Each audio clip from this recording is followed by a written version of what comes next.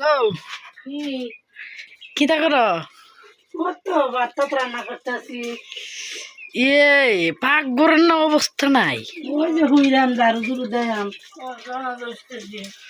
তুই 10টায় দেখি তা করবি? আরে আমরা মাটির ঘর, আমরা গরিব মানুষ।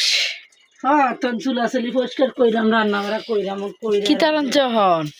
রাঁধছি ফুলকপিটা মাছ দিয়া আর হ্যাঁ কলা দিয়া হ্যাঁ মাছের মাথা দিয়ে রান্না করছি। ও আবার লাল শাক করবো সাথীদের লেগা, লাল শাক ভাজি করবো। সাথীদের নানা লই আইলে লাল শাক ভাজি করবো। কারণ কি লাবণীর 10টাকা দেও, হ্যাঁ তে আমার 5টাকা দাও। আছে নাই তো। ও তা আমরা সামনে বছর ঘর তুলবা না? হ্যাঁ আল্লাহ না, বাঁচায়। সামনের বছর না, এই কয়েকদিনের ভিতরে ঠিক করবো ঘরটা। এটা একটু ঠিক করবো। এটা অনেক পুরানো ঘর, হ্যাঁ এটা অনেক বছর এসছে, এটা আমার জন্মের আগের ঘর। হ্যাঁ এর লিগে এটা এরকম। আর পুরান জিনিস অনেক ভালো।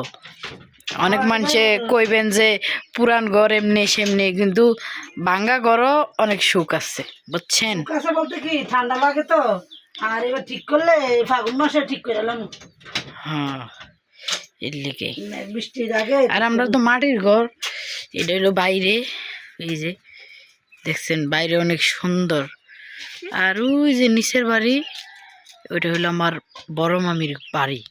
আর এটা হইলো আমাদের বাড়ি মাটির। তো মাটির হইলো আমাদের ঘরটা অনেক বড় বিশাল, অনেক আগের। এটা হইলো আমার বড় ভাইয়ের জন্মের আগের, অনেক পুরনো একটা বাড়ি। এই কারণে ভাঙ্গে না, কিন্তু এইবার ভাঙ্গা দিব মা। ওই যে কি মাসে জানি কইলো, ওই মাসে ভাঙ্গা এইবার বাড়ি উঠাইবো আল্লাহ বাঁচাইলে। তো সবাই দোয়া করবেন আমাদের এই ভাঙ্গা বাড়ির জন্য, যেন এই ভাঙ্গা বাড়ি ভাঙ্গা যেন বাড়ি উঠাইতে পারে। আর আমার আম্মার জন্য সবাই বেশি বেশি করে দোয়া করবেন না মা? হ্যাঁ ঠিক আছে, সবাই ভালো থাকবেন।